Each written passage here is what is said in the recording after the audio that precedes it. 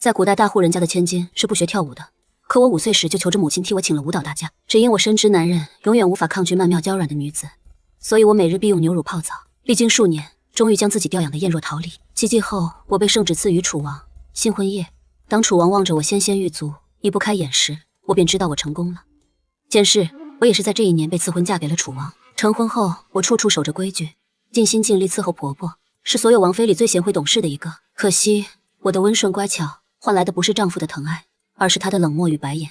婆婆对我的亲近与厚待也是假的，她选中我做楚王妃，不过是看中了我父亲在朝中是一股清流，好让皇上对楚王的猜疑少一些。最后楚王登基做了皇帝，却封了侧妃为皇后，而我仅仅因为生了2个孩子，才勉强得了一个贤妃的封号。更可笑的是，她与我圆房也只是在药效的作用下完成的，否则她一辈子都不愿意碰我。得不到丈夫的喜欢，还被丈夫冷落嫌弃，我在楚王府的日子过得很不好。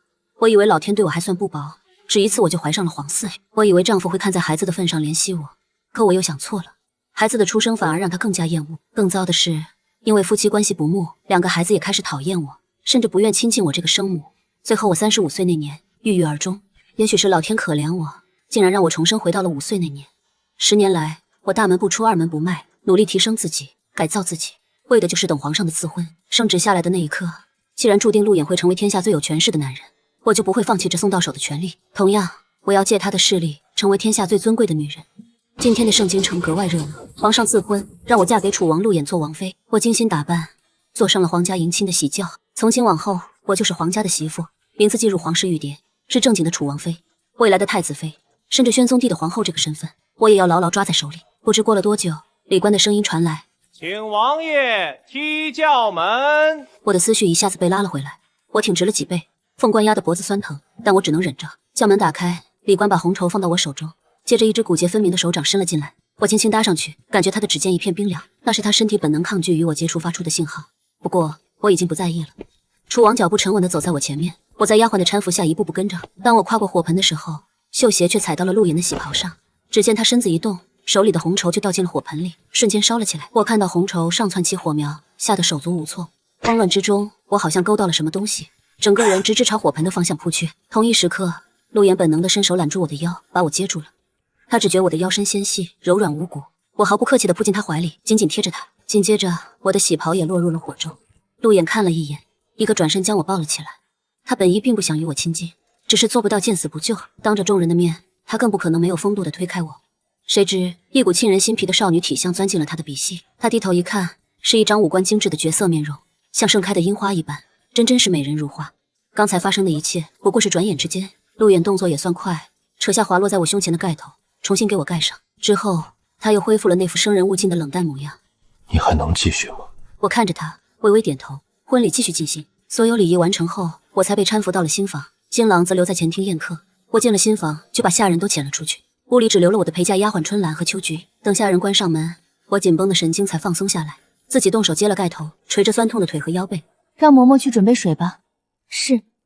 小姐，这么精致的妆容洗掉多可惜，女人一辈子就是成婚这一刻最美了。我知道他的意思，勾唇浅笑。楚王不是见色起意的人，再说刚刚已经见过了，也就不稀奇了。心思不在对的人身上，再怎么努力都是白费。我沐浴完毕，准备去好好睡一觉，又吩咐春兰，子时一到就叫醒我。因为陆衍正好是子时一刻进来的，上辈子我等到腰都快断了他才回来。子夜一刻，廊下传来细微的脚步声。春兰扒着门缝往外看，果然看到楚王殿下被侍卫搀扶着正朝新房走来。她连忙跑到床边，小姐真是神了，王爷果真这个时候回来了。可是小姐卸了钗环，衣不蔽体，会不会让王爷觉得小姐不庄重？小姐现在可是楚王妃，不能像在闺中那样随戏了。王爷不喜欢太过庄重的，他根本连看都懒得看我，更不会在意我打扮如何。现在我只求自己舒适随心就好。听见外面的门被人悄悄推开，春兰连忙替我盖上盖头。夜风袭来，陆衍第一眼看到的是一双白皙的赤足踩在红色的地毯上，我的脚尖勾紧，像是极其紧张的样子。看到这一幕，他眉头紧锁，眼底溢出冷意。春兰也看见我没穿鞋袜，猛地一惊，怎么把脚给忘了？但现在已经来不及了。她硬着头皮出了房门。相比于丫鬟，我气定神闲得多。我盖好盖头，端正坐直，只见一道黑影投到我脚下，我又缩了缩脚尖，一副可爱又胆小的模样。陆衍瞥了一眼凌乱的床铺，看来安少夫家的女儿并不像母后说的那样知书达理，恐怕是刚睡醒吧。穿成这样是想直接勾引他，他何德何能？或者以为凭他那张脸就能勾引他同他圆床？可就算他长得再美，也动摇不了他爱雨禾的心。他本不想进来，但想到母后答应了他可以娶雨禾做侧妃，这点情面他还是要顾的。来跟他说清楚，对双方都好。他平复了一下心绪，抬手揭下了我的盖头。只见我小脸涨得通红，胆怯的瞬间，红盖头滑落到了地上。妾身见过王爷。陆言没想到我会是这样胆小柔弱的女子。卸了妆之后，他只觉我的五官更加清丽精致。他镇定自若的沉声道：“起来吧，你我已是夫妻，不必行礼。”我像弱柳扶风般站起来，我小脸通红，手指拢了拢本就单薄的外裳，越遮掩反倒越勾勒出曼妙的腰身。陆言连忙避开眼，把衣裳穿好。妾身不是不懂规矩，请王爷容妾身解释。白日里妾身的外袍被烧破了，妾身怕有损银纶，回房后就让人备水沐浴。本想重新梳妆的，大概是太乏了，一不小心就睡过去，一时忘了时辰。本王没有介意。我胆小怯懦地退到一边，看着眼前柔弱胆小的我，他觉得自己大概是吓到我了。他眼中的冷色稍稍收敛，放平了声调：“你坐。”王爷先坐。我微笑着，脸上的笑容仿佛能感染人，让他的心间猛地一颤。陆衍沉着脸坐在了床边，也尽量不看我，脸上始终保持着刻意的冷淡。我装作看不懂他的疏离，大大方方地坐在他身侧，脸颊染上红晕。石嬷嬷说：“您别什么都听石嬷嬷说，现在我有些话要跟你说。”我立刻住了口，睁着亮晶晶的眼睛懵懂地看着他。王爷请说吧。陆野敏锐地察觉到我的靠近，猛地站了起来，坚定了自己爱的人只有夏雨荷。本王有喜欢的人了，并且许诺这辈子只会喜欢他一个人，除了他，本王心里再也容不下第二个女子，所以本王不会与你圆房。石嬷嬷跟你说的那些都是错的，只有真心相爱的两个人才能坦诚相待去做那种事。原来殿下已经有喜欢的人了。自从赐婚圣旨送到安府，母亲也跟我说过，我只能喜欢殿下。可是之前我都没见过殿下，又怎么会喜欢殿下呢？既然殿下有了心仪的女子，就应该努力把她娶回来啊。我的意思是，你自己有了喜欢的人，又没本事娶回来，跟我有什么关系？我不喜欢你，却还是嫁给了你，只是因为圣意难违。我就是要告诉他，不是我故意闯入他们二人之间，我是奉圣旨嫁进楚王府的。我了解陆野，在他面前，自己最好是一张白纸。男人的占有欲比想象的要强得多。陆衍对我的反应有些愕然，眸光里满是探究。只见我眼神清明坦荡，脸上并无异样，反倒是他因为我的靠近心突然慌乱了起来。他再次确认：“你真的不介意他进府？”能让殿下喜欢的女子，定然是顶好的女子。妾身为什么要介意呢？石嬷嬷说，既然做了王爷的王妃，就要多操心王府子嗣繁盛。王妃的本分包括为殿下挑选合适的女子进府伺候殿下，以后妾身定会多加用心的。不同意又能怎样？哭哭啼啼有用吗？3日后你还不是照样娶她进门？我何不做个顺水人情？这一世我就要亲眼瞧瞧，你与夏雨荷到底有多情比金坚。陆衍看我这样平静，莫名有些烦躁。你真的这么大度？我主动问：“王爷现在是否就寝？”陆衍心间猛地一抖。既然说清楚了，本王就去书房睡。我壮着胆子又说：“王爷别误会，我不会和王爷发生什么，我们只是单纯的就寝，各睡各的好不好？再说这么晚了，倘若王爷从新婚妻子的房中独自去书房睡，只怕明日石嬷嬷又要念叨妾身不尽妻责了。”陆衍听后思虑也周全了一些，我再怎么说也是圣上赐婚娶进门的，怠慢了也不太好。我既然同意他娶雨荷进门，又同意不洞房，他没有理由再去书房睡，只要我识大体，他便不会为难我。妾身伺候王爷更衣。不必了。陆衍侧身避开我，径直朝屏风后走去。白天忙了一天，他需要洗漱一番。我神色淡淡，反正我是洗漱过了的，我也没管陆衍，爬到床上摆了个舒服的姿势独自睡了。陆衍沐浴回来，就见我躺在床铺的最里面，我腰细如柳，诱惑可人。他愣了片刻，不得不承认，我风华绝代的容貌是世间少有的。他和一躺在床铺的最外面，中间隔了1人宽的距离，鼻息间传来淡淡的香味，正是白日他抱我时闻到的那种悠悠淡淡的香味，极其好闻。他握紧了拳头，翻身背对着我。本王绝对不会做对不起雨禾的事情，雨禾才是本王此生所爱。他一腔热血地爱着一个女子，他觉得这就是自己想要的爱情。想到此处，他缓缓闭上眼睛，进入了梦乡。我在心底冷笑，心坚硬如磐石，身体倒是很诚实。上一世他连跟我说话的机会都没有，直接去了书房。这一世他主动上了我的床，真是个好兆头。清晨，陆衍怀里突然多了一团柔软，下一秒我忽然换了个姿势，手指不经意间轻抚过他的脖子，让他身上瞬间涌起一股暖流。我微微轻身，将脸颊贴近他，嘴唇不经意间贴在了他的脖子上。他的身体突然变得僵硬，他眸子微眯，染上冷意。我说过不越界的，这才1晚就原形毕露了。说什么不喜欢我，现在却又勾引。在确认我仍未醒来之后，他稍稍避开了我，我却突然伸了一条腿过去。他心尖微颤，紧接着皱紧了眉头。不等我再有动作，他猛地将我推开，毅然决然下了床，仿佛内心毫无波动。我被他吵醒，有些不知所措。王爷，安子轩，你可真是演了一出好戏，让本王差点真相信了你是个心思单纯的女子。我只觉得莫名其妙。王爷为何如此指责妾身？发生什么事了？这句话陆衍是听见了的，他似乎更气了。气人不自知。我眼中满是不在意。丫鬟春兰战战兢兢地进来。刚才奴婢瞧见王爷十分负嫩地离开了，王妃是怎么惹王爷生气了？昨晚王妃和王爷……别多想，楚王也不是什么正人君子。据奴婢调查，楚王和野女人卿卿我我，王爷一门心思都扑在那个女人身上。小姐比那个女人好10000倍，王爷竟这般委屈小姐。慎言，小姐和王爷的婚事是皇上赐婚，刚成亲就冷落小姐。我眸光微亮，沉声道：慎言，再不懂规矩，本王妃就遣送你回府。秋菊胆怯，立刻住了嘴，紧接着石嬷嬷等人也鱼贯而入。昨晚王妃和王爷并未圆房，我也是昨晚才知道，王爷心有所属，嬷嬷教我的那些都没派上用场，我真没用。王爷竟真的为了那个女人守身如玉，王妃不必心急，来日方长，王爷总会看到王妃的好。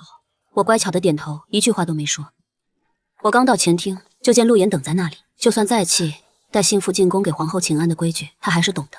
我步态婀娜，徐徐朝他走去。妾身见过王爷。陆衍有些争冲。按照礼法，今日本王要带你进宫请安谢恩。你若准备妥当，我们就走吧。好。陆衍原本想嘱咐我几句，看我穿着得体，仪态大方，便不再多言。想来石嬷嬷都教过我了。两人同乘一辆马车进宫，刚到了承天门，马车就停了下来。即使是王爷的马车进了宫，也需要在承天门换乘宫中的马车才能进入内宫。他第一个钻出来，潇洒地下了马车，我紧随其后，却突然停下了脚步。王爷可否扶妾身一把？妾身的丫鬟不在身边，王府的马车主食比我家的高很多。他见我娇弱地站在高高的马车上。安太傅家的女儿怎如此柔弱？她就不能自己下来吗？他不想多等，便上前一步朝我伸出手臂，示意我扶着下来。多谢王爷。会哭的孩子有糖吃，会撒娇的女人有人疼，懂事的女人让人心疼。我活了一辈子都没学会的道理，竟在宜春楼学会了。温热嫩滑的触感让他似想起了什么春光画面，他只颔首，并未多言。接下来上马车时，扶着手臂。我抬眸，一眼扶着他的手臂，避开肌肤之亲。这也介意，真是好笑。我享受其中，他满心不愿，却不得不事事照顾。两人看着，倒像是一对恩爱的新婚夫妻。远处的长廊里，楚王殿下对小姐海誓山盟，说过此生非小姐不娶。这会儿不仅娶了别人做王妃，还对别的女人呵护备至，奴婢真是替小姐不值。阿言解释过了，娶她非他所愿，皇命难违。他也给我保证过，此生绝不会对别的女人动情。昨日阿言娶新妇时，他也藏在人群中，他清楚地看到阿言看我的神情有多惊艳，他心里很难受。在望月楼等了他一晚上，他以为他会来，最终他还是没来。他们昨晚上圆房了吧？他越想越伤心，若非因为爱他，他会离开。可是正如姑母所言，将爱人拱手相让，如何能甘心？夏雨荷捏紧了拳头，暗忖：我绝不放手，阿叶是我的。原来何姐姐偷偷跑出来是来看五哥的新王妃呀！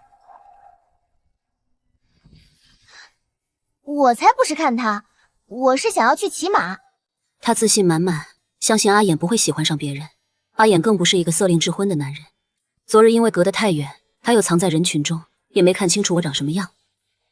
其实他也想去看看我到底长什么样。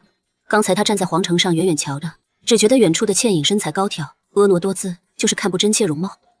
本公主倒要看看是什么样的女人敢抢何姐姐的心上人。何姐姐别难过了，你看我的，我定让她不好过。月儿，夏雨荷想要阻止，陆月儿已经带着人朝那边气势汹汹地走了过去。这边辇车刚停在坤宁宫门口，我动作优雅地钻出马车，这一次不用我喊，陆衍都主动伸出手臂示意我扶住下车。我唇角勾起笑容，我玉指刚搭上去，就被一股力道推了一把。王爷！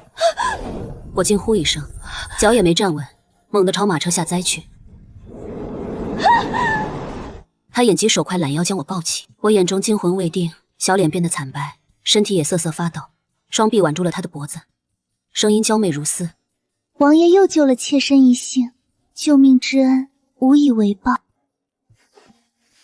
他将我放在地上，盯着陆月儿，沉声道：九妹，你怎可如此胡闹？陆月儿没想推我下车，只是想打开我们握在一起的手，看着甚是碍眼，不曾想会让我摔下马车，甚至给了机会让他救了我。陆月儿也只有13岁，她嘟着粉唇。刚才发生的一幕不是她想看到的，更不是何姐姐想看到的。她不仅不道歉，反而故意说：五哥，你难道忘记了何姐姐还在等你吗？若让她看到你和别人卿卿我我，她该多难过啊！提到夏雨荷，陆衍心头焦急。雨荷在哪儿？知道你携新王妃进宫，她去马场骑马去了。听到这里，陆衍不管不顾转身就要走，我眼疾手快，脚一崴扶上了他的手臂，拉住了他，低头用2个人才能听到的声音说：王爷，你若想娶雨荷姑娘进府，此时你就不能走。皇后娘娘还在坤宁宫等着，雨荷姑娘若想进府，只有皇后娘娘点口，否则她便要背上一个无媒苟合的罪名。他眼中猛地一惊，眼神寒冷如冰，似要把我盯出个洞来，说出的话更是伤人。若不是你，雨荷便是本王的正妃。王爷冷静想想，若没有我，也还有别的女子嫁给王爷。我猜雨荷姑娘永远不能做王爷的储王妃，所以王爷才委屈娶妾身的吧？他眼中满是惊异，眼前的我一点不像他想象中的娇弱。王爷暂且先忍一忍，妾身定把雨荷姑娘给您娶进门。我没有半点心机，眨巴着大眼睛，毫无心计的样子。待会儿我陪你一起去找雨荷姑娘，我替你给她解释。昨晚我们什么事都没有发生，以后我也不会和她争什么。你们两情相悦，我定不会横插一脚。王爷只需要给我安抚一个体面，让我不至于受人议论即可。我眼睛黑白分明，纯净如水，满脸真诚。陆衍没有想到我竟这般为他与雨荷着想。我明明是储王妃，却委屈至此。他眼中闪过一丝愧疚，明明是母后和夏贵妃娘娘的恩怨，不该迁怒旁人的。我嫁给一个不喜欢的人，我也是受害者。他想明白这些，对着陆月儿说：九妹，你去告诉雨荷，在老地方等着我。陆月儿不知道我们2人悄悄说了些什么，他还以为五哥会为了何姐姐丢下我。只见我温婉地站着，朝陆玉儿颔首。九公主是否要同我们一起去给母后请安？哼！陆玉儿嘟着嘴瞪了我一眼。本公主去找何姐姐了，在我心里，只有何姐姐是我的五嫂，其他人别想。说完，她高傲地扬着头颅走了。哼，今天真让你把陆燕带走，丢的就是本王妃的脸了。若换上一世，我一定会哭死。坤宁宫内，石嬷嬷早将魏元房的消息传给了程皇后，自然外面发生的一点小插曲，皇后也已经知晓。不管我是怎么做到的，我终归是保全了自己的体面。只见程皇后秀眉轻挑，淡淡道：“若安子轩是个有本事的，元房早晚的事。依今日所见，本宫倒是给眼儿挑了一个好王妃。王爷扶上扶下，想必是喜欢王妃的。九公主也太不懂规矩了，人都到宫门口了，也不说进来给娘娘请安，真不知道贵妃是怎么教导的。早晚有她苦头吃。她也厌恶陆月儿。王爷的婚事自从定下来，贵妃就去陛下面前求个恩情，最后皇上一句君无戏言，回绝了贵妃。当时那脸难干的啊，陛下可算替娘娘出了个口气，还是娘娘英明，早贵妃一步去请了圣旨。想到这事，皇后的脸色瞬间垮了下来。她唆使她侄女勾引本宫的儿子，把眼儿迷得五迷三道。既然眼儿喜欢，本宫也不做那棒打鸳鸯的事，伤了母子情分。本宫就成全她做个妾。娘娘英明。眼儿虽是嫡子，却也很少得到皇上的疼爱。如今太子未立，皇上儿子众多，明里暗里大家争得你死我活，加上皇上越来越生性多疑，他是怕本宫的儿子得了夏家的助力，自然不会答应。眼儿如今也需要藏拙，又到了议亲的年纪，娶个无权无势的少府之女，让皇上放心。安府又是书香门第，倒也勉强配得上。皇上也有意敲打楚王，防着程氏一族。帝后各有心思，皇上能赐婚，程皇后只觉得瞌睡遇到枕头。禀娘娘，王爷和王妃到正厅了。程皇后抚了抚发髻，搭上喜嬷嬷的胳膊，从座位上起身。走吧，去瞧瞧本宫这位如花似玉的儿媳妇。她选安家女儿还有一个原因，就是安少妇没什么权势，往后比较好控制。我和陆衍被引着进入正殿候着，我目不斜视，不卑不亢，始终保持着端庄姿态。我暗忖着夏贵妃和程皇后明争暗斗，在皇上面前，夏贵妃处处压程皇后一头。皇后虽是正宫之主，和皇上的情分却浅薄如纸。她心中一直苦闷，一辈子不得丈夫宠爱，和自己真的很像。不过皇后就很聪明，一生谋划的都是这后位，而我一直痴念陆燕的爱，蠢到家了。这时，皇后换了副笑脸，盈盈走进来，端正坐在软榻上。儿臣给母后请安。我也恭敬跪拜下去。臣妾给母后请安。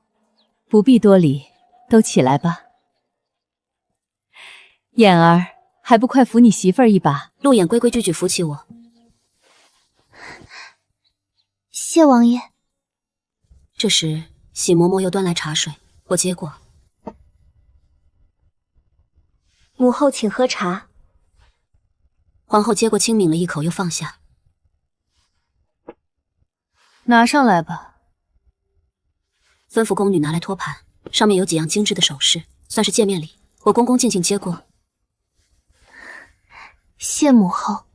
宫外刚才发生的事，本宫也听说了。眼儿要纳她做侧妃，你可有意见？回母后，臣妾没有意见。臣妾回府便着手操办王爷纳侧妃事宜。皇后眉头微微皱了皱，性子软绵了些，怕不是夏雨荷那心机女的对手了。喜嬷嬷，招呼他们坐。本宫这儿媳妇儿啊，可把盛江城的女子都比下去了，水灵灵的模样，真是让本宫喜欢。母后谬赞了，臣妾没那么好。我偷偷瞥了一眼陆衍，皇后看在眼里。本宫说你好，你就好。子轩小名唤软软吧，以后本宫也同你母亲一样唤你软软，可好？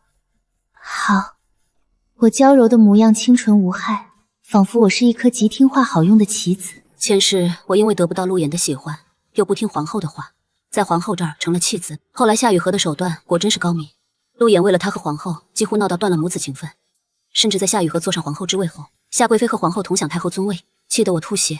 这一世，我甘愿做皇后的棋子，就算不择手段也要登顶后位。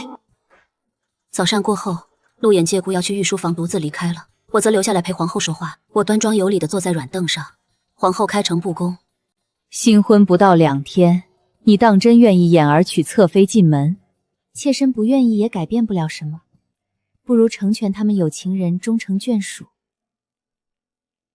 母后不也是这样想的吗？越是阻拦，她越是要对着干，不如由着她去。我五官精致绝美，神色淡然如微风，晶莹剔透的眸子里荡不起一丝涟漪，仿佛真的不介意。陈皇后端详我片刻，唇角突然勾起了笑容。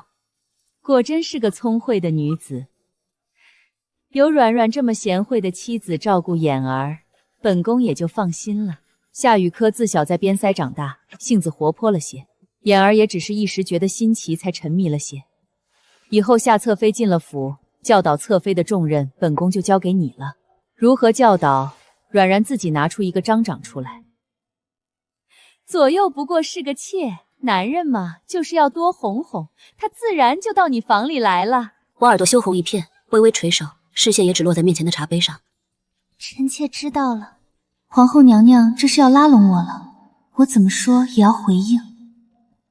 臣妾从小就听父亲夸赞王爷文武全才，自小就聪明能干，曾进入国武监迎战众多学子，一战成名。后来胡族集齐30万大军攻打大周，敌军势如破竹，大周城池一座座被攻破。仅15岁的楚王殿下带领了10几人混入敌军军营，生擒敌军首领胡退兵。那一仗，王爷为大周朝赢了漂亮一仗。王爷如此英勇不凡，也是母后悉心教导的功劳。提到陆衍以前的丰功伟绩，陈皇后眼中闪出骄傲的神色。可是，一想到儿子如此卓绝的才能都得不到皇上重用，眉心不禁拧在了一起。俨儿都是受了自己的连累，才不得皇上疼爱。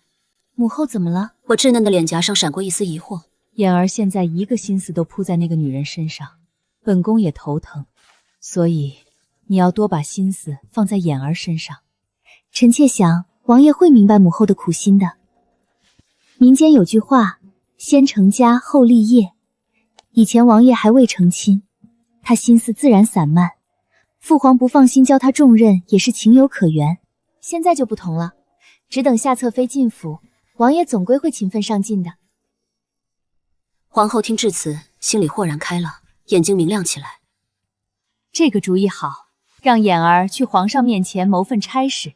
以前皇上不肯委以她重任，现在不同了，俨儿成亲了，她就是大人了，不可能整天游手好闲，皇上没理由拒绝。目前其实也不需要什么重任。皇后凝眉，此话何意？现在太子未立，各王都在争先恐后谋求功劳争表现，俨儿自然要立大功才行。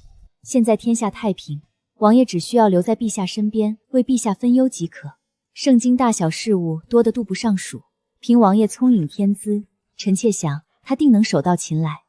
王爷公务办得妥妥，皇上自然高兴。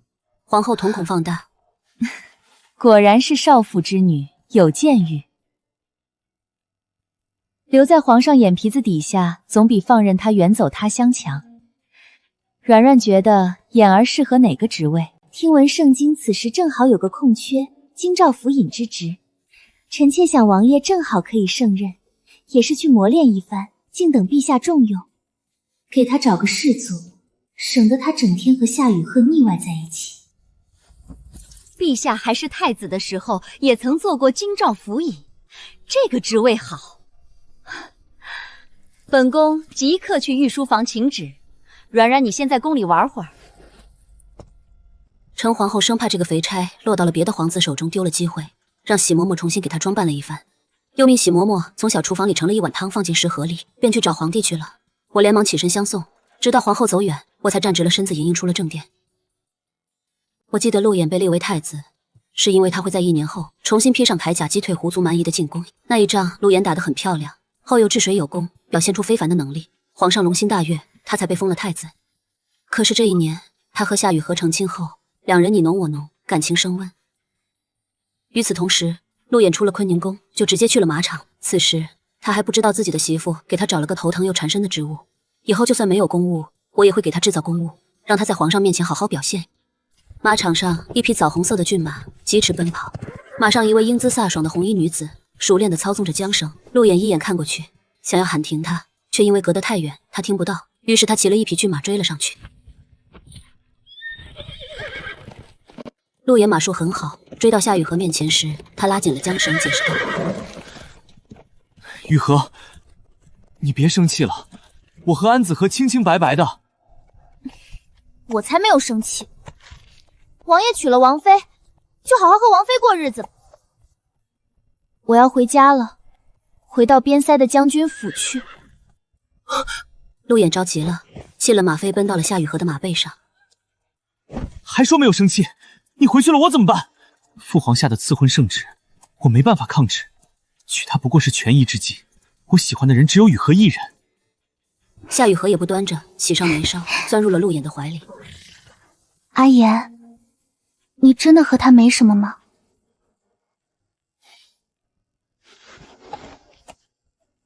本王起誓。我不要你起誓，我只要你全心全意爱我，心里只有我一个人。好，本王保证，心里只有你一个人。可惜你母后不喜欢我，否则她也不会这么迫不及待给你娶了王妃。阿言，我为了你真的舍弃了很多。原本我可以不嫁你做侧妃的，在我们那里向我提亲的男儿很多，我可以做他们的嫡妻。可是我心里只有你，我舍不得和你分开。陆衍心里越发满足，夏家绝对不可能把女儿嫁给别人做妾，是他保证以后若能登顶，必给他最好的。夏家也知道众多皇子中，楚王的机会最大。若不是皇后和皇上关系不好，以楚王的才能，只怕皇上早立楚王做太子了。加之夏贵妃没有皇子，她就和太后无缘。夏家想要生存，只有另谋他路。谁料皇后横插一脚，硬是让别的女人做了楚王妃之位。可你怎么还抱他啊？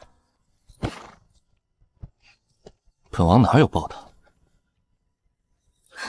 我都看见了，你就是抱她了。她长得漂亮吗？陆衍脑海里划过我那张倾国倾城之貌，身体僵硬，怔愣片刻。还好吧。她比我漂亮吗？陆衍无法回答，在他心中夏雨荷就是最好的，不只是因为漂亮，他喜欢一个人不会看她漂不漂亮，只想要单纯的喜欢她。夏雨荷见他不回答，心里仿佛堵着什么似的。我是我们草原上最漂亮的姑娘。哼，你要记住，你娶了草原上最漂亮的姑娘，我能嫁给你是你的福气。他这话就是大言不惭，难怪皇后不喜欢他。天底下的人再傲气，谁能傲气过皇子？陆衍也不在意，只觉得是他性格爽朗，没有心计。他喜欢这样自信的姑娘。他道：“是，所以我期待雨荷嫁给本王的那一天。”他主动吻上她的唇瓣。阿言，你要答应我，不管她有多漂亮，你都不准喜欢她。我不喜欢他。他肯定回答。他也不准喜欢你。夏雨荷洋洋得意。不过我的阿言这么俊朗，他不可能不喜欢你的。陆衍心里闪过一种别样的感觉，安子轩的确不喜欢他，他甚至还主动替他们张罗婚事。他暗忖，安子轩说对了一句话，他和夏雨荷这样就是无媒苟合，只怕父皇对他更是失望。回去吧。这么快就回去了吗？以前阿言可不是这样的。难道是因为安子嫣，他在乎他？我还要去给父皇请安。他声音变得冷沉，给人一种不容置疑的威压感。另一边，皇后果真给楚王求来了京兆府尹的职位，她高兴之余，只听皇帝冷笑一声：“年轻就是好，无忧无虑，勇敢无畏，要求职位自己也不来求。”其实眼儿还是很有上进心的，他小的时候就……皇帝重重地将手中的奏章搁在桌子上。就是被你惯坏的，他才这般任意妄为。他有上进心，便不会整天把心思放在女人身上，整天无所事事。皇后脸色一阵青一阵白。陛下，你哪一句话不是在贬低他？想他小时候多聪……皇后一边说，一边开始数落陆妍小时候的丰功伟绩，都是因为皇帝不喜欢他，所以才无辜牵连儿子不被皇上待见。皇帝眉头紧皱，震耳欲聋的吼声响彻大殿。你闹够了没有？堂堂皇后成何体统？皇后竟就只有这副德行。皇后被吼得身体抖得厉害，她不是因为害怕，而是因为皇帝一声声刺耳的话语，宛如一把把锋利的利刃搁在她的心尖上，疼得她鲜血直流。她就这般遭她厌恶。砰一声脆响，御书房的房门被人推开，只见陆妍表情冰冷地站在门外。燕儿，还不快给你父皇请安！陆妍掩去眼底的冷意，抬脚进了门。她的每一步都走得沉重，直到跪到皇帝面前，才恭敬地拱手道：“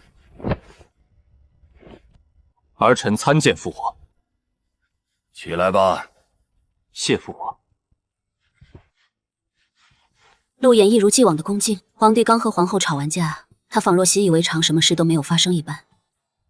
你母后来给你求了一个职位，眼下京兆府尹正好空缺，你若不能胜任，朕便派别人。这是以为他要拒绝，才说了后一句话。儿臣定不负父皇母后众望，谢父皇。陆妍拱了拱手，他指节分明的手指紧握成拳，力气重的仿佛露出森森白骨。任命陆衍为京兆府尹。皇后暗自高兴，却不敢表露出来。皇帝是看都懒得看他们一眼。退下吧。父皇，儿臣与夏家姑娘情投意合，儿臣请父皇下旨，儿臣要求娶夏家姑娘为侧妃。夏家愿意把女儿嫁给楚王做妾，看来夏家很看好楚王啊。都这个时候了，他怎么还要娶那个女人？皇帝神色灰暗不明，片刻后才道：“这种小事，就由你母后做主吧。皇后以为如何？”陈皇后眼珠子一转。妍儿已经娶了王妃，府中是否要进人，应该交给王妃决定。哼哼，那就这么定了吧。皇帝也打得一手如意算盘，没有皇上赐婚，夏家定然不瞒楚王让女儿做妾。儿臣告退。他本想替夏雨荷求一个尊贵，没想到适得其反，最后决定权竟落在了我手上。陈皇后走后，我在宫里觉得有些无聊，便让女官陪着我到了花园散步。此时正值百花齐放的好时节，满园的花儿争奇斗艳，开得娇艳欲滴。我脸上带着淡淡的笑。果然是皇后娘娘居住的宫殿，气派非凡。天气有些炎热，去找一柄扇子来。金边刺绣的团扇上绣着一个扑蝶的少女，少女身姿轻盈，旋转的身体像是在翩翩起舞。只见我轻移莲步，身姿婀娜，犹如春风中飘扬的杨柳。我的眼神深邃而迷离，一首红妆唱出，眼中似含有千言万语，完全沉醉于自己的世界里。陆衍回到坤宁宫时，正好看到我优美的舞姿和听到我动听的歌喉，他心中的郁结仿佛瞬间消散，我脸上的笑容仿佛能融化世间的一切寒冷。他此时才知道，原来安子轩也是带着美好的愿望嫁给他的，他盼望过和自己的夫君相伴此生乐无涯。陈皇后怒气郁结，比陆衍晚一步回来，她更没有心情欣赏歌舞，突然看到花园里围满了人，也不知道发生了什么事，怒喝一声：“都围着做什么？”瞬间，周围的宫女太监一哄而散，花园里的声音戛然而止。我抬眼就见陆燕和陈皇后的到来，吓得花容失色，猝不及防摔在地上。紧接着我痛呼出声，全身瘫软。刚才你们在做什么？母后恕罪，臣妾见园中实在是美景宜人，一时没忍住在园中跳舞，不慎摔了一跤。陈皇后是被皇帝气的，也不会迁怒我，冷声道：“起来吧。”是。我咬着唇瓣想要起身，可脚腕刺痛难忍，痛得小脸惨白。只见我额头细汗连连，不知所措。陆衍见我手掌捂着脚踝，沉声问道：“崴到脚了？”好像是。传太医。又命宫女将我扶起来。我吃力地站了起来，脚踝处传来一阵剧痛，疼得我眼泪在眼眶里打转，根本无法向前移动半步。陆衍一个箭步向前，打横将我抱起朝内殿走去。我惊得睁大了瞳孔，呆呆地盯着他的眉眼。他脸上还是那般冷硬如冰，动作更是粗鲁。他将我放在软榻上，一点也不怜香惜玉。太医来之前，本王先替你检查一下是否伤到骨头。我美眸闪出一丝光华。王爷也会。陆衍不想解释，这是一个军人必备的常识。可惜他永远不能再上战场了。父皇厌恶自己，已经放弃了他。他亲自替我把裙角掀开，脱掉鞋袜。只见我完美无瑕的玉足通红一片，脚踝处肿得老高。他手指轻轻一按，疼得我眼泪瞬间滚落出来。痛就喊出来吧，喊出来要好一些。我流泪不止，眼睛紧闭，摇了摇头。因为疼痛难忍，我甚至开始咬自己的手背。陆衍从来没有见过这么怕痛的女子，她还没动手呢，待会儿服冰的时候更痛。没伤到骨头，只是扭到了。先冰敷后抹药，去取冰来。王爷，抹药痛不痛啊？会痛，忍一忍就好了。我腿一缩，整个人都蜷缩在软榻上，眉头紧紧皱起，那一双眼眸似深邃的湖泊，盈满了晶莹的泪光，脸颊上的泪珠似珍珠一般，白皙的小脸染上晕色，美得让人心碎。不抹药了吧？不动它就不是那么痛了，让它慢慢好。不冰敷不涂药，你这只脚就别想好，会瘸的。我吓得又伸直了腿。我能忍的，我不要变成瘸子。他无奈地摇了摇头。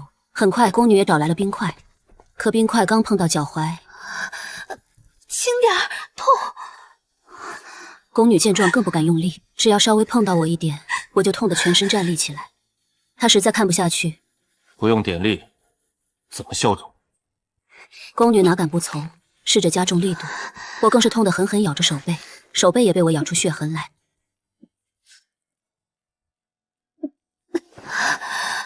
他瞧着我这副模样，像是要痛晕过去了，又对宫女道：“力道不对，本王来吧，你们先退下。”宫女如释重负，连忙退开。只见她坐在矮凳上，双手轻轻捧着我的玉足，冰凉的指尖轻轻在我的脚踝处打转，企图让我慢慢适应痛感。不要摇手了，再咬待会儿又要治手了。你抓住我的臂膀，想点别的事，分散一下注意力。我乖巧的点头，双手扶上他的手臂。下一秒，当冰块与痛处接触，我猛地抓紧，狠狠地捏着。我感觉他的力道加重，但我至少没有再乱动。他又继续打圈替我消肿，痛得不能忍时，我猛地搂住了他的肩膀，手指掐着他的肩背。他眉头微皱，俊美的五官染上红晕。我的脸颊磨蹭到他的耳朵，酥酥麻麻的。一系列动作完成，不知过了多久，我的脚踝才稍稍有些缓解，也不那么肿了。我仿佛要痛晕过去了，一时迷糊地瘫软在他怀里。此时我额头眉间满是细汗，身体仿佛也被汗水打湿，香汗淋漓的模样惹人怜爱。他喉咙滑动，心脏跳得厉害。我在他怀里极不老实磨蹭着，还好宫殿里只有我们两人，否则让宫女太监看到这副模样，该误会我们举止失礼了。殿外，陈皇后让太医留下跌打损伤的药，便让他离开了。他唇角勾起浅笑，让人不要进殿去打扰。老奴从未见王爷如此耐心。王妃若能得王爷喜欢，正好替娘娘去了烦纽。那夏家的女儿，妍儿重感情，她绝对不会因为安子妍而放弃夏雨荷。现在只有看妍儿能不能对安子妍上心了。是，这么个娇滴滴如水做的美人儿，王爷难免不会动心。皇上既然同意妍儿担任京兆尹一职，就说明皇上没有完全放弃她。以妍儿的聪明，她定能做出一番成绩。安子轩说的没错，让妍儿在皇上的眼皮子底下，她才能想起她还有这么一个优秀的嫡子。回府的时候，陈皇后接顾乏了，也没有出来见我们，让我们自己回府。我上了药，脚上缠着绷带，是由陆衍抱着上的马车。王爷，何事？谢谢你。也是母后不小心吓到你了，才导致你摔倒扭伤了脚，不用谢。还有上一次、上一次，都谢谢你。他顿了顿，知道我说的是新婚当日，还有在宫里我差点摔下马车。沐浴时注意脚不要碰到水，这几天都不要下地。是，奴婢记下了。他抱我时，明显感觉到我的衣裳被汗水打湿了，浑身是汗，应该不好入睡。他自己都没有察觉，他仿佛已经接受了我是他的妻子，而我们之间这种相处模式，像极了相敬如宾的夫妻。陆衍离开后，我才坐直了身子，眉眼恢复正常，抬起水杯轻抿了一口。准备水吧。王妃，您和王爷在宫里发生什么事了？王爷怎么抱着你回来，还说那些话？王爷像是在关心你。别多想，他对别的女人也是一样的，特别是对夏雨荷尤其的温柔。我脸上的娇羞模样瞬间消失不见，换上了淡然的神色。春兰不明白小姐为什么不会动心，王爷这般风姿卓越，是个女人都会对他这样的俊美男子动心吧。我沐浴过后，又让人在桌案上摆了文房四宝，开始静心练字。今天晚上陆燕不会来了，她没有理由再进入婚房，所以我得想个办法。上一世，夏雨荷特意把进府的日子选在了我回门的那一日。这一世既然皇后让我全权做主，那我就让她慢慢等。去把这个交给王爷，问他是否觉得恰当，如不满意，请王爷过来，另选吉日即可。定在5日后，今日是3月23，5日后正是3月28。王妃怎么这么快就让那个女人进府？她真的进了府，王妃不就没机会了吗？5日只不过是本王妃提出来的日期。王爷很快就要忙公务了，他没这么快进府。春兰和秋菊只觉得满头雾水。王爷这么喜欢那个女人，他巴不得即刻就娶夏雨荷进门，怎么可能拒绝5日后娶侧妃？秋菊到了书房，将我的话一五一十地转告给了陆衍。他看过之后，神色微冷，俊美的脸颊上闪过一丝不易察觉的怒意，问道：王妃还说了什么？王爷若觉得这个日期不满意，可以去和王妃再行商议。原本夏雨荷和陆衍商议的是3月24，也是吉日。然而3月28正是那个人的忌日，这个一直是他心底的秘密，没有一个人知道。这是王妃说的，难道她知道什么？不可能的，没有人知道的。偏偏她挑的日子就这么巧合。换个日子。秋菊不得不在心底佩服，王妃果然料事如神，真是神了。可是王爷不是迫不及待要娶侧妃进门吗？3月28的确是最好的日子了。若要换日子，王妃请王爷去共同商议。不必了，出去。他眼神突然冷冽，秋菊吓得连忙退了出去。他觉得莫名其妙，刚才王爷的眼睛仿佛要杀人。秋菊刚转身就听见楚王让人拿酒来，连忙回了王妃的院子。他暗忖，真是莫名其妙，我哪句话得罪楚王了？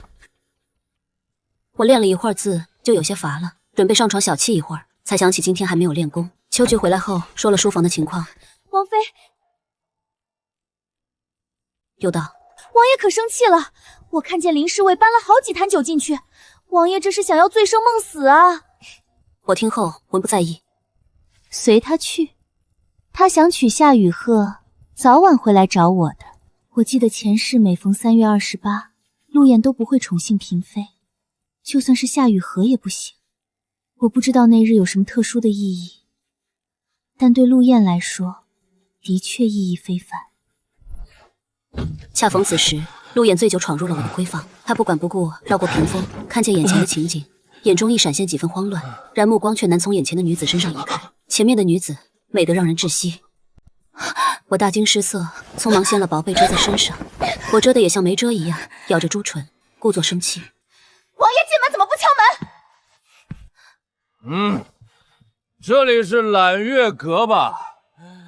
这里是本王的寝室吧？这些都是本王的东西，本王进本王的卧府，为什么要敲门？你哥！说着，他就要往床上去，紧接着他朝我扑来，我也没打算避开。下一秒，他怀里多了一抹温热，直接把我压倒在身下。我秀眉蹙起，满眼的不可思议。原来陆衍醉酒这么可爱，谁会想到他将会是大周朝铁血、手腕冷酷无情的帝王？我的手指慢慢抚上他的脸颊，轻声问道：“王爷为何会喝这么多酒？”本王没喝多少。玉和，陆衍啊陆衍，你就这么爱夏雨荷？王爷，你看清楚，我是安子璇，不是夏姑娘。他突然想到，好像有什么事情要去找我商量，他无厘头地说了一句：“那就明日吧。”我知道他要说什么，明日让夏雨荷进门，明日可是我的3日回门礼。对于一个女人来说，是何其重要，她都没半点放在心上，只能说明一点，她一点都不在乎我这位正派王妃。我见她闭着眼睛，像是醉得很了，暗道：这是喝了多少酒？只怕泡在酒坛子里了吧？我眸子里闪过一丝冰冷，既然如此，就别怪妾身了。春兰、秋决，进来帮我一把。丫鬟进来，见两人姿势暧昧，羞得闭紧了眼睛。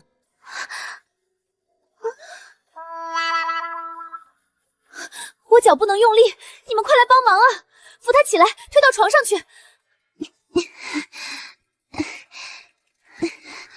几人合力将陆衍摆弄好，又脱掉他的锦袍和鞋袜。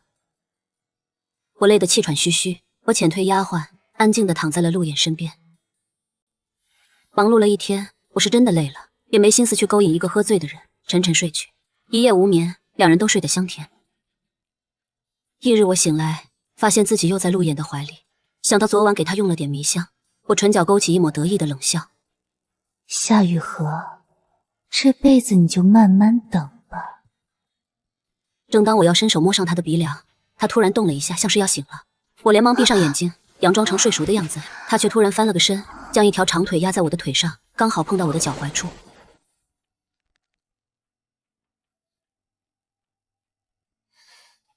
妾身不是夏姑娘，你看清楚一点。他被我的娇喝声吵醒，睁眼看到怀里抱着的人，脑海里闪现出昨晚他闯入房间的画面。他只觉得头痛欲裂，怎么也记不起来他扑倒我之后发生了什么事。见自己衣裳也脱了，两人又如此暧昧，他猛地推开我，紧接着只听耳边又传来嘤嘤的哭泣声。只见女子娇弱的蜷缩在一旁，眼中弥漫着水雾，像是被人欺负了。似想到了什么，她如遭到雷击，猛地从床上站起来，瞬间清醒了。我们没……你怎么又哭了？我没把你怎么着吧？王爷压到妾身的脚了，妾身实在是痛，一时没忍住才哭的。今日妾身要回门，脚伤成这样，我怕母亲担心。我直接提出要回门，他如释重负，这么说他和他什么都没有发生，他哭仅是因为压到他的脚了。昨天他是见识过我的娇弱的，半点痛都忍不了。他再次确定，昨天晚上本王喝醉了，记不太清楚了。王爷睡得像猪一样，喊也喊不醒，抱着妾身，嘴里一直喊着雨荷。王爷定是把妾身当成夏姑娘了，妾身挣脱也挣脱不开。王爷的衣裳还是妾身让丫鬟进来帮忙脱的，衣裳上全是酒味，丫鬟拿去洗了。随后妾身实在太累，就睡王爷旁边了。我脸上满是真诚，生怕他误会。王爷放心，我们各睡各的，一觉睡到天亮，什么都没有发生，清清白白的。对不起。安子轩没做错什么，他却这么对他。我就是要让陆衍愧疚，抱着自己的正妻，嘴里却喊另外一个女人的名字。也不用说对不起，王爷也算是正人君子，没做什么出格的事来。只是今日妾身要回门，妾身的父亲母亲定在家里盼着我们。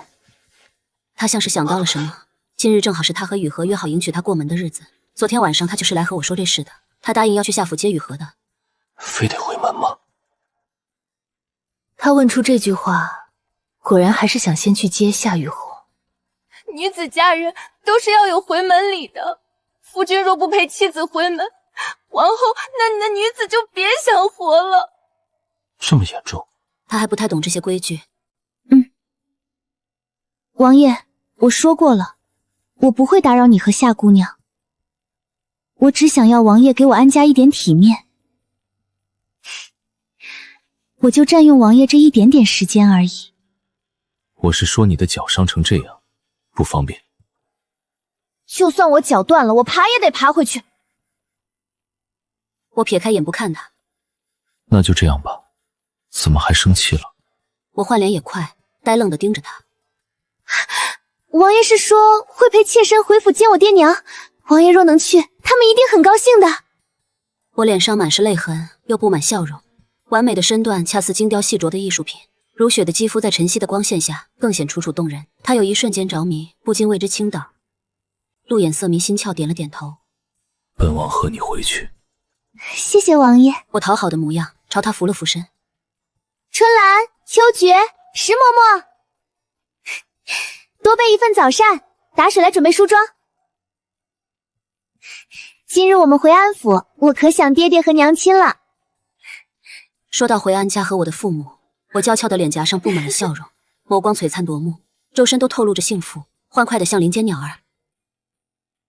待两人梳洗完毕，出现在对方面前时，两人不约而同地怔愣了一下。晨曦初露，天边丝丝缕缕的云霞洒下来，院中的两人矗立，宛如神仙眷侣一般。秋菊端了精美的膳食上来，故意从两人中间过。王爷、王妃，眼睛都看直了，还说不喜欢我家王妃。他连忙避开视线，径直朝凉亭走去。他的确是饿了，昨晚他光喝酒去了，管家准备的晚膳他没吃多少。桌上的食物散发着淡淡的香味，他味蕾像是被打开，肚皮里空落落的，看着更饿了。老奴给王妃准备了粉蒸桂花糕，糕体软糯，还有银丝燕窝粥，粥浓而不腻，丝滑入口，滋身养心。还有一小块玫瑰酥，牛乳杏仁乐是王妃最喜欢吃的。还有，给王爷也准备了一份。他朝石嬷嬷手指的方向看过去，每一样都很精致，但是每个盘子里都只有2小块。这是多准备的一份吗？难道安子轩平时每一样食物就只吃1块？王爷请慢用。他颔首点头，一顿早膳吃了半个时辰，全程两人不发一言。最后他只觉没吃饱，又不好意思说什么。安家的人做的膳食的确精致美味，色香味俱全，让人意犹未尽，还想再吃。王爷要陪王妃回门的消息传遍了王府，程管家连忙从库房里挑选了些回门礼。这些是要送到安府去的。回王爷。是。他眉头皱起，又道：回门很重要吗？是否要隆重办？回门是大婚最后一项仪式，非同小可，特别是对女方家尤其重要。至于如何重要，一句两句也说不清楚。总之，姑爷陪着新婚妻子提着礼物拜见岳父岳母，这是礼数。回门礼办得好与否，能体现姑娘嫁得好不好，受不受姑爷重视。平常人家很是看重，富贵人家更是在意体面。不过王爷身份尊贵，自不必朝一个少池行礼。王爷能去是他们家的福气。他沉思片刻，又扫了一眼程管家准备的回门礼。去库房再取些东西来。程中原本就是随便捡了几样，走个过场罢了。按照王妃的规格，再去取一些也无妨。程管家，你让人去问问王妃家都有些什么人，兴趣爱好如何，照着他们的喜好，分别再给每人挑选一样礼物吧。程管家听到此，瞬间愣住了。每人再送一样。本王送不起。楚王府虽然不得皇帝重用，但是楚王自己毕竟也是有私产的人。楚王府自有家底。陆衍连着2晚都睡在我的卧室里，程管家以为他是极喜欢这位王妃的，挑礼物时也只往好的选。安府坐落于城北的杨柳街，安怀在国子监任少傅一职，也是国子监众多少傅中的一员，因教学有方，德行出众，任职时间久远，曾被多次嘉奖优秀少妇，很受人尊重。因为今日是楚王妃回门，安少妇特地被放了1天假，安母更是从昨晚凌晨就睡不着，开始在厨房忙碌。安家的大姑娘安如梦同姑爷金继也一早就到了安府。安抚满门就怕怠慢了楚王殿下，全都光鲜亮丽，换了新衣，翘首以盼。直到安抚的小司机匆匆跑来，到了，楚王府的车队到巷子口了。安少妇携妻儿老小到大门口迎接，这才远远瞧见楚王府的车队徐徐行来，瞧着气派非凡。马车在安府门前停下，程管家上前作揖打了个照面，又吩咐王府护卫卸下回门礼。另一辆奢华的马车旁，陆衍先一步下了马车，我则是由丫鬟搀扶着缓慢钻了出来。安夫人瞧着女婿芝兰玉树一般，笑得合不拢嘴，一时看呆了。安少妇连忙拉了妻子一把，示意安家众人跟着他一起行礼。下官参见楚王、楚王妃。见父母朝自己行礼，我眼底微红，我知道这是皇室的礼数。陆衍瞧见我又要哭了，沉声道：“越放岳母，快免礼。”下一秒，只见他突然从丫鬟手中接过我，将我打横抱起，解释道：“王妃昨日进宫崴了脚，行动不方便，本王抱她进去。”我想过他会抱自己下车，但是没想过他会唤我的父母为岳丈岳母。我一时有些愣神，毕竟上一世他连见都懒得见他们。安府因为我荣耀一时，却遭世人唾弃了一世，安家众人为此吃尽了苦头，全都是因为我所嫁之人不喜欢我。岳丈，可有稍作休息的地方？王妃的脚有些不方便，去正厅坐吧。安怀看了我的腿一眼，满是担忧，却也没越矩上前查看。父亲不必担心，是王爷小题大道，女儿其实已经没事了。安怀瞪了女儿一眼，眼中满是心疼。马上开饭了，冉冉先陪着王爷，我去看看你娘和你二姐。一直到了正厅，他将我放在椅子上，我才开口细声道：“谢谢。”他朝我挑了挑眉头，凑近我耳旁细声道：“这总算够体面了吧？”我脸颊微红，微垂着头，像是和楚王夫妻关系十分和睦的样子，娇俏的容颜挂上羞涩，像是耳鬓厮磨。谢谢，真的很谢谢你。才认识3天，他就听我说了很多谢谢，我这就很满足了吗？这时，安府四少爷安志清笑盈盈地朝我们走来。志香拜见王爷姐夫，三姐安好。紧接着，他又朝陆衍行了一礼，谢三姐夫送的礼物。他顿了顿，眼前的少年13、14岁，和我有一样的眉目，一张笑脸看起来放荡不羁，极为漂亮。他有些尴尬。不必谢。紫萱玉的砚台，有钱都不一定能买到，我一定会好好珍藏的。安志清眼中满是光彩，喜欢得不得了。他见自己准备的东西被人如此喜欢，心里也很高兴。多谢妹夫的厚礼。偏厅已备好饭菜，随我来吧。他收到的礼物是一套翠玉轩出品价值不菲的首饰。安如梦容貌也算上层，两姊妹都遗传了母亲冯静媛的美貌。安如梦如今也24岁了，是2个孩子的母亲，身材半点不走样，看上去更加风韵犹存。陆衍不仅给安如梦准备了首饰，连他的2个孩子也各自准备了玩具，还是市面上最新款的，自然也是城管家临时派人去买的。安如梦的夫君金继是位商人，陆衍送了他一把金算盘。金家不差钱，但是王爷送的意义非凡，他自然爱不释手。安母见女儿嫁得如此好，又得夫君这般疼爱，喜极而泣。女儿这不是很好吗？娘，你怎么又哭了？娘是真的高兴，软软嫁了如意郎君，娘高兴。安如梦真心为妹妹高兴，低声道：“原本我以为三妹嫁进楚王府会养人鼻精过日子，现在瞧来，楚王殿下不仅一表人才，还体贴入微。娘说对了。”我低头喝汤，故作娇羞，暗忖着他们不知道，上一世不仅没有回门礼，甚至陆衍连眼角都没看我一眼。楚王亲迎下侧妃，身着大红喜服进了门，我被请去喝主母茶，所有人都对我指指点点羞辱，我成了全盛京城最大的笑话。看着他们恩爱有加，我心都在滴血。他见安母应声哭泣，暗道：安子轩这爱哭的毛病，怕不是随了他母亲。瞧着他母亲也温温柔柔的。王爷现在是京兆府尹，此职位非同小可，与百姓生活息息相关，紧密相连。哎呀，安怀，你喝了多少马尿，又开始说教了不是？人家女婿是王爷，不比你懂这些道理，你还让不让人好好吃饭。安怀被吼，瞬间就闭了嘴。微臣敬王爷。他震惊又有些好笑，没想到安少父在家里是个妻管严，更没想到安子轩母亲的情绪转变这么大。他抬起酒杯，抿了一口，掩饰尴尬。安志清没喝酒，为了打破尴尬，他连忙岔开话题。王爷姐夫，别光喝酒，多吃菜。这些菜肴都是母亲亲自做的，样样都是她的拿手菜。经济也道，岳母手艺是顶好的，声音里满是讨好。安怀被吼也不敢吭声，老实吃饭，那样子和他在学堂里的威风与威望大相径庭。安家一家人其乐融融，陆衍心里竟有些酸楚。看着眼前碗里堆积如山的佳肴，他也不嫌弃，大口大口吃了起来。这些都是亲戚用公筷替他夹的。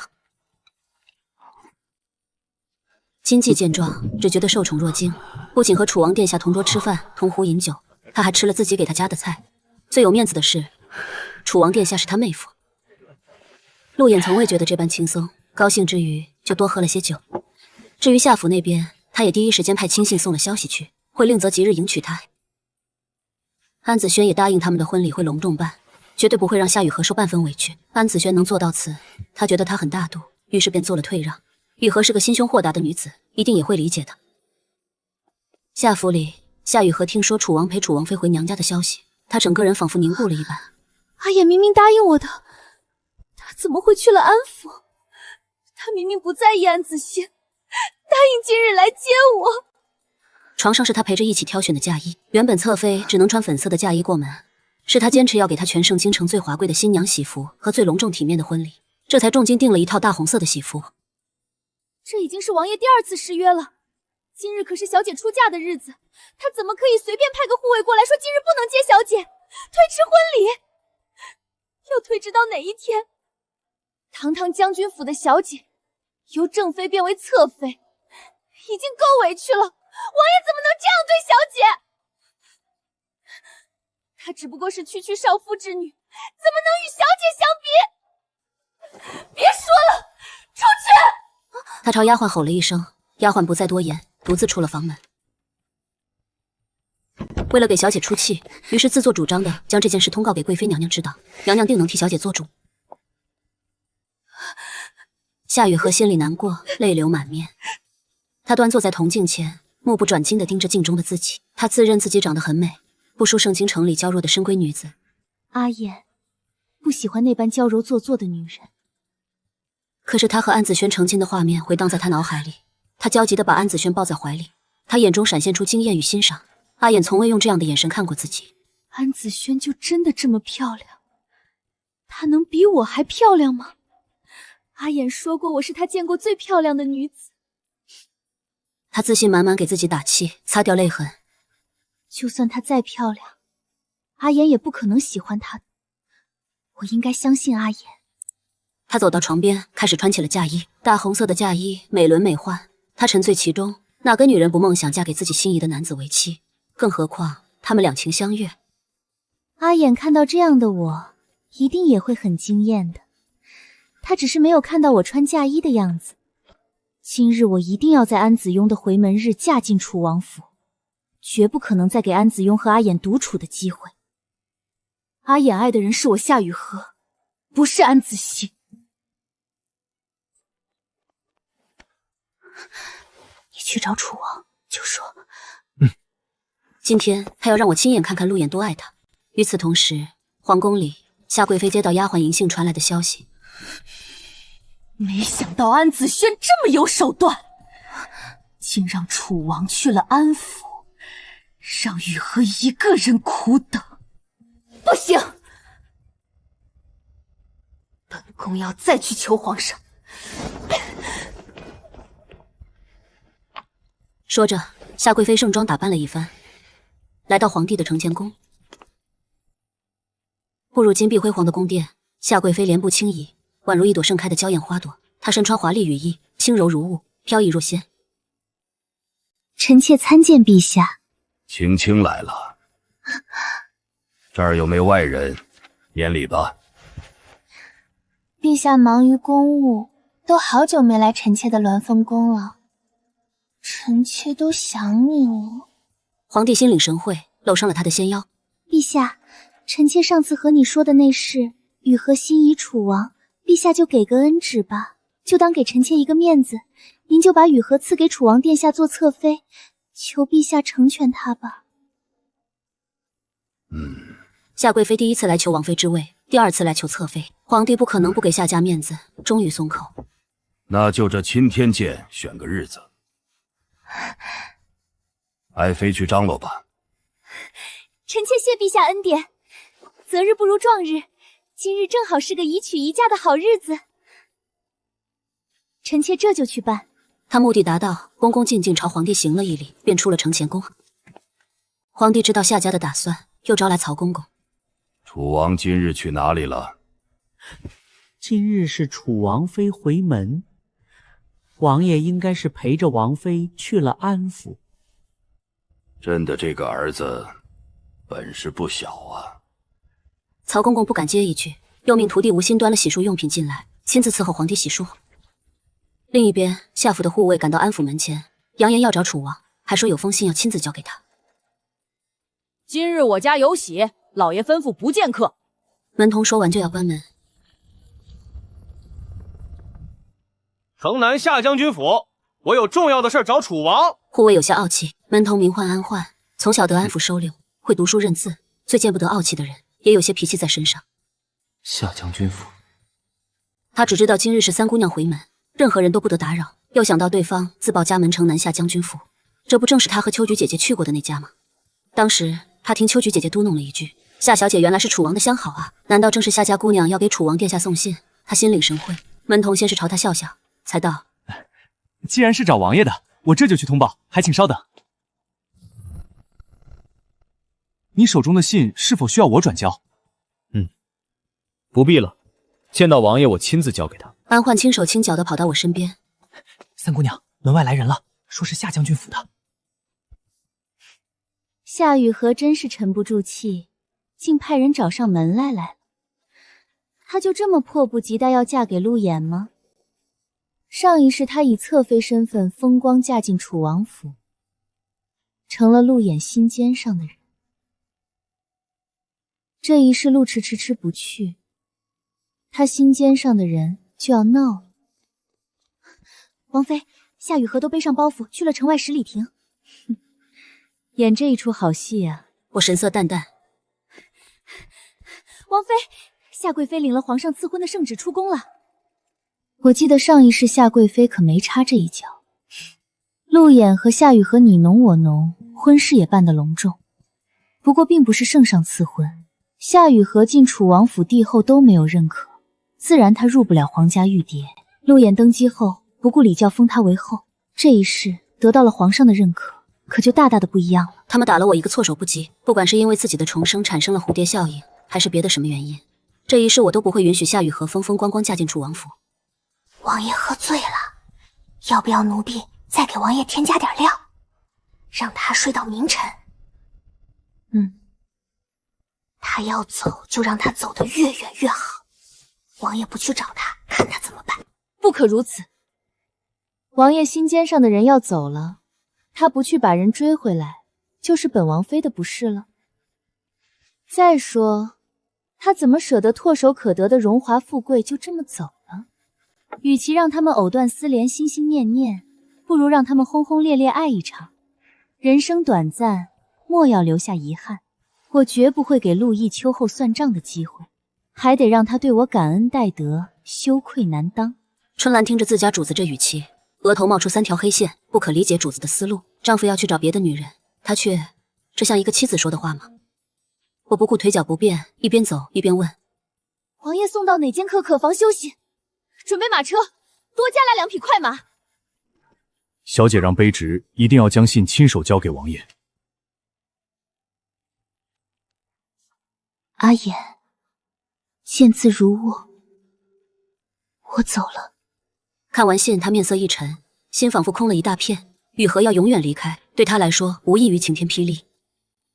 这时，我端着醒酒汤进来，轻声道：王爷，先把醒酒汤喝了吧。他冰冷的眼神没有一丝温度，周身携着冷意，不近人情。他猛然起身，手一抬就掀翻了我手中的碗。